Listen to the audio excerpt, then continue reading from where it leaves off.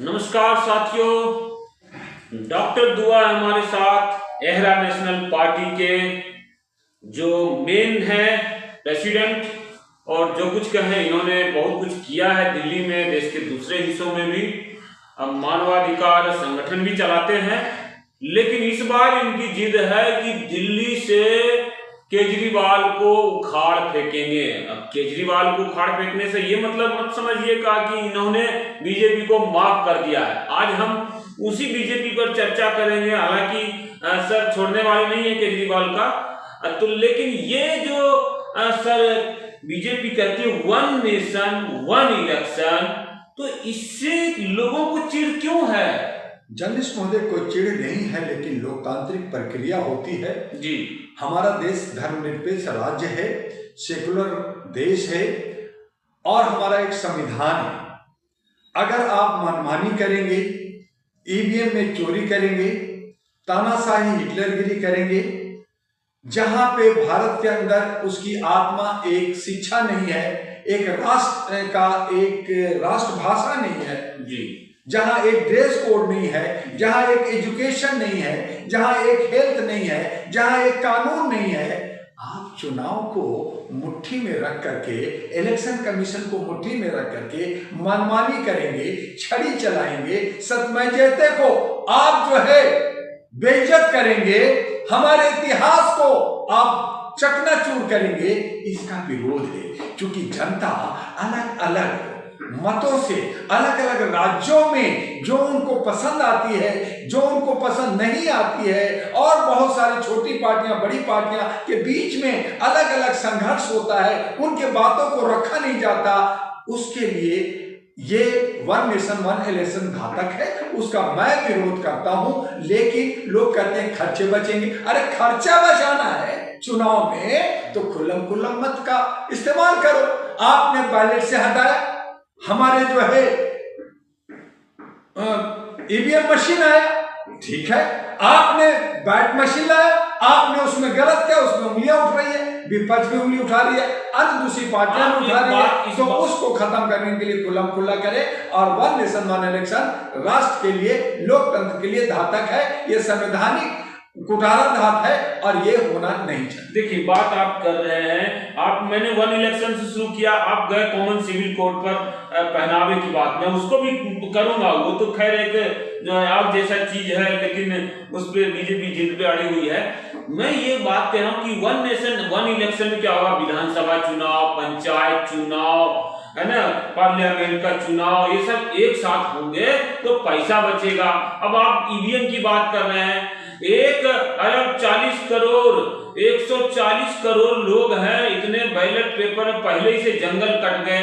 हम आप बिहार के लोग हैं, वहां देख रहे हैं कि गया रोहतास की पहाड़ियां नंगी हो गई, मुंगेर जमुई की पहाड़ियां, औरंगाबाद की पहाड़ियां, अब कहां, अब क्या काट करके कागज बनाए जाएंगे? जर्नलिस्ट महोदय, मैंने कहा, ये मैं नहीं कह रहा कि आप बैलेट से लीजिए, जो मांग रहे हैं उनको पता नहीं है। मैंने कहा कि जहां अरबों रुपया चुनाव में खर्च होता है उसको बचाने की बात कर रहे हैं कि वन नेशन वन इलेक्शन में हो।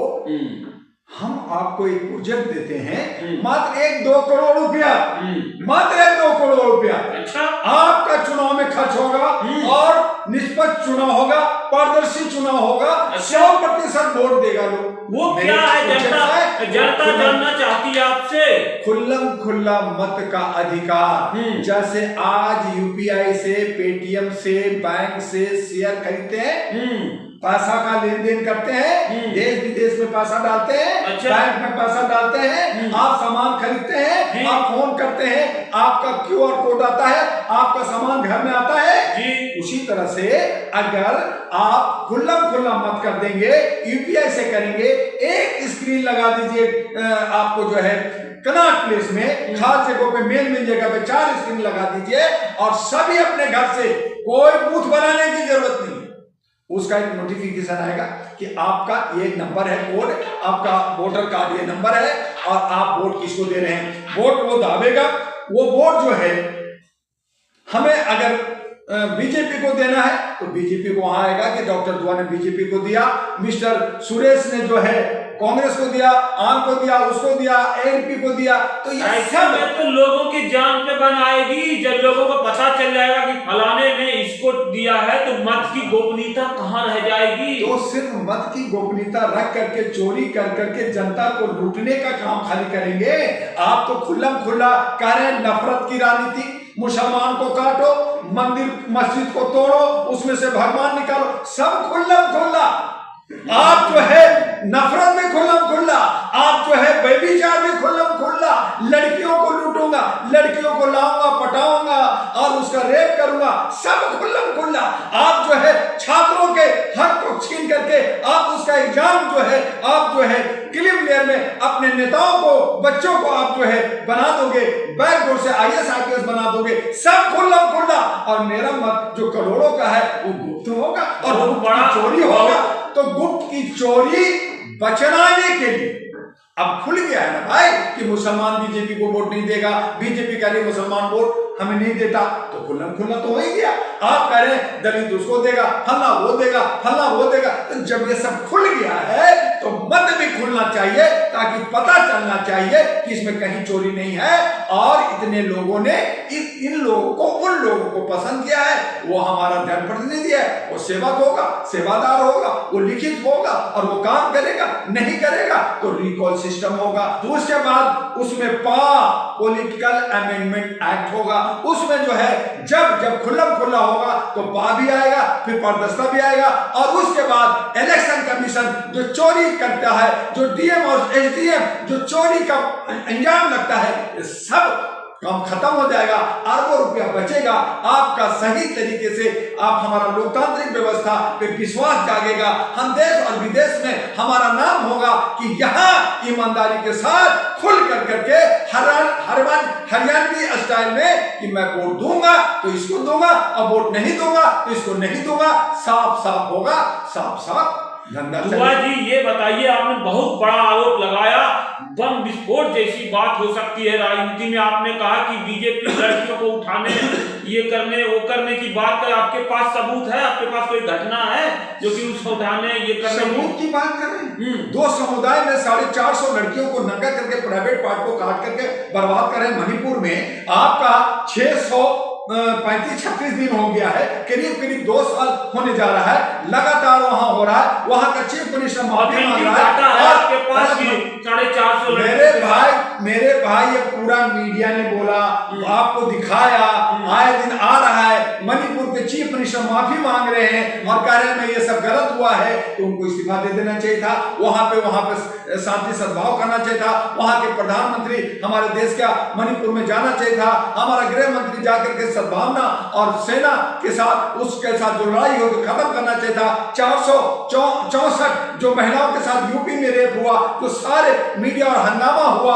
आपको क्या कितना डाटा दूं? डाटा तो सब आपके मीडिया के पास है। आपका बंगाल का है, आपका बदलापुर महाराष्ट्र का है, आपका दिल्ली का है, न जाने कितने निर्भया कांड हुआ, आपका हो रहा है। आप कहते हैं डाटा चाहिए। अरे डाटा तो मांग करके, डाटा बना करके मीटिंग काहे को डर? किस बात का डर? सच है, सच कभी झूठ नहीं सकता, सच कभी मर नहीं सकता। हाँ, उसका दबाया जा सकता है, उसको कुचला जा सकता है, डॉक्टर दुआ को जेल भेजा जा सकता है, डॉक्टर दुआ को पिछवाड़े पे डंडा मारा जा सकता है, लेकिन डॉक्टर दुआ का सच को दबाया नहीं जा सकता। गजब हो गया साथियों, आप देख रहे हैं डॉक्टर दुआ साहब कह रहे हैं कि 450 लड़कियों के साथ गलत हो गया। मणिपुर में सबूत देने को तैयार है, इनको कोई डर नहीं लगता गृह मंत्री से। आप देख ही रहे गृह मंत्री कितने वो हैं, मैं तो शब्द निकला नहीं जा सकता मुंह से। अभी तक तो माफी तो वो मांगे नहीं है अंबेडकर जी के सवाल पर। अब ये इतनी बड़ी बात कह रहे हैं तो बताइए, किसलिए माफी मांगेंगे? जहां वीर सावरकर का मूर्ति लगाने की बात कर रहे हैं, जहां दिल्ली यूनिवर्सिटी के अंदर एक कॉलेज के कह रहे हैं कि वीर सावरकर के नाम पे कॉलेज होगा, वो नफरत का बीज बो रहे हैं। जैसे चल रहा है, आप उसमें जो है सेंध मार करके, नफरत का सीन मार करके, आप पार्लियामेंट जो लोकतंत्र का एक मंदिर कहलाता है, जहां पे शुद्धता और विकास और समृद्धि की बात होनी चाहिए, सबको साथ जय श्री राम, जय भीम और जय भीम तीनों की आवाज होनी चाहिए। वहां आप नफरत बोते हैं और नफरत मांगने के बाद भी आप माफी नहीं मांगते और समाज को आप जो है प्रताड़ित करते हैं, अपमान करते हैं, तो काहे को गृह मंत्री आप तो आप जय श्री राम भी कह दिए। आप बीजेपी का जो बीजेपी कहेंगे कि ये तो मेरा चोरी कर रहा है, उसको परेशानी कर रहा है, परेशानी में डालेंगे आप बीजेपी को। जय श्री राम का नारा चोरी करेंगे आप। राम जी को लाए, मान लिया कि बीजेपी लाए, आरएसएस राम जी को लाए, उसका प्राण प्रतिष्ठा किया। राम जी को खाली लाने से होगा? राम राज्य को, राम जी को कौन ला सकता है धरती पे? राम जी सबको लाए हैं, अरे राम को कोई लाएगा? मेरे भाई विष्णु के अवतार मोदी जी लाए भैया, हाथ पकड़ करके, फोटो नहीं देखा, वीडियो नहीं देखा, वो लाए, कहते मैंने राम जी को लाया, मुझे 400 से ऊपर पार चाहिए। लेकिन जनता समझ गई, राम जी ने हाथ झटक दिया और इसीलिए 2024 में 400 पार नहीं हुआ, 240 में अटक गया। आप किसी ने फोटो डाल दिया तो आप कहेंगे नरेंद्र मोदी ने ऐसे किया, मजाक बना रहे नरेंद्र मोदी का। नरेंद्र मोदी जी का बड़ा बड़ा कैटलॉग बीजेपी का सरकार ने करोड़ों करोड़ का कैटलॉग लगा, राम जी छोटे से हाथ पकड़ के मोदी जी ला रहे। और यही भारत के अंदर आप ही मीडिया ने कहा कि मोदी जी जो है हमारे जो है विष्णु के अवतार है। मैंने भी माना ठीक है साहब अवतार है, राम को आपने ला ठीक है मान लिया, लेकिन राम राज कब लाओगे? हमें राम राज चाहिए, हमें एक घाट पे जय भीम जय मीम सब एक घाट पे चाहिए, हमें सबरी चाहिए, हमें वो तालाब और वो किनारा चाहिए जहां शेर और बकरी दोनों पानी पी सके। लेकिन आज हिंदू मुस्लिम हो रहा है। आज का आरएसएस कहता है कि मुसलमान हिंदू ही था, वो हमारा ही भाई है, हम जो है मस्जिद और दरगाह के नीचे भगवान ना ढूंढे। लेकिन आज हर मस्जिद के नीचे उनको शिव नजर आ रहे हैं, उनको जो है भगवान नजर आ रहे हैं, हर दरगाह के पीछे भगवान आ रहा है। मैं तो कहता हूं पार्लियामेंट को भी खोदो, प्रधानमंत्री का हाउस भी खोदो और तमाम को खोद खोद के 33 करोड़ की जगह 66 करोड़ देवी देवता बना लो। लेकिन जब तक मानवता नहीं बचेगी, इंसानियत नहीं होगी, हमारा ह्यूमैनिटी नहीं होगा, हम राम राज नहीं लाएंगे, तब तक राम पे रोटी सेकना इनको बंद करना होगा। देख लीजिए दर्शकों, आपने सुना होगा क्रिकेट में चौकार छक्का मारने की बात, इन्होंने तो दहला मार दिया, अब कह रहे जय श्री राम भी हम बोलेंगे। तो बीजेपी को लगता है कि डॉक्टर दुआ ने बर्बाद करने की कसम खा रखी है, राम को पकड़ने की बात कर रहे हैं। आप बताइए, राम को पकड़ने की बात करेंगे डॉक्टर दुआ तो जो है मोदी घिर जाएंगे, बर्बाद हो जाएंगे। अब ये तो बीजेपी को बर्बाद करने में लगता है लगे हुए हैं, उनका मूल वोट बैंक भी छीनने में लगे हुए हैं। ये बताइए दुआ साहब, आपको इतना जो है कहां से तरकीब आता है उनको वोट छीनने का? लोग जर्नलिस्ट महोदय, ये सब तरकीब नहीं, हमारी आस्था है। हम राम राज चाहते हैं, हम राम राज वो राम राज चाहते हैं जिसमें राम को पुरुषोत्तम कहा गया, जहां पे हमारा कोई जात पात ऊंच नीच नहीं था, सब भेदभाव नहीं था, हम कोई छुआछूत नहीं मानते थे। यही हमारे हनुमान जो ओबीसी के समाज से थे, उनने जो है राम को युद्ध में साथ दिया। हमारे सबरी ने उनको भूखे में उनको जो है काट काट करके बैल खिलाए। वही हमारे तालाब के अंदर शेर और बकरियां पानी पीती थी। वही केवट राम जी को जो मलाह था वो जो है नदी को पार कराया। और हमारा जटायु भी वो जो है दलित था, वो भी जो है राम के लिए अपना प्राण को खो दिया। तो वहां पे जहां पे राजपुताना था, जहां पे ब्राह्मणवाद था, वहां पे दलित भी था, शोषित भी था, लेकिन सब एक साथ रहते थे। और इस तरह से हमने राम राज्य का एक परिकल्पना थी, जहां हम हर साल जो है दिवाली मनाते हैं, दीपक जलाते हैं। और इसी को अयोध्या को हमने उसको एक्सेप्ट किया, वहां दीपक जलाया। लेकिन ये सब राम को तो लाए हैं, लेकिन कंस बने हुए हैं, ये रावण बने हुए हैं, और ये नफरत की बाजार करके ये महिषासुर बने हुए हैं। और इसीलिए डॉक्टर दुआ ने कहा कि महिलाओं के सशक्तिकरण के लिए हमें दुर्गा, लक्ष्मी और विष्णु देवी को फिर से हमें लाना होगा, ताकि इनका वध हो सके और एक नया राम राज्य कायम हो, जहां पे जय श्री राम, जय भीम, जय मीम मुसलमानों के लिए हो, जय हमारा बोधिसत्व सब हो। लेकिन अगर 3 हमारा नारा सही जाता है कि जय श्री राम, जय भीम और जय मीम, तो हम भारत में शांति, सद्भावना, एकता, समृद्धि और मिल कर करके हम राज कर सकेंगे। हम सही रहेंगे, हमारा सामाजिक सौहार्द होगा, हमारा भाईचारा बढ़ेगा और हमारा देश विकास करेगा। हम सोने की चिड़िया बनेंगे, हम विश्व गुरु बनेंगे। और ये सारा काम भारत की राजधानी दिल्ली से डॉक्टर दुआ अहरा नेशनल पार्टी एनपी लिफाफा लेके आ रहा है। सोचो, समझो, जानो, देर मत करो, बस आ जाओ अहरा नेशनल पार्टी के साथ और एक ताकत बनाओ।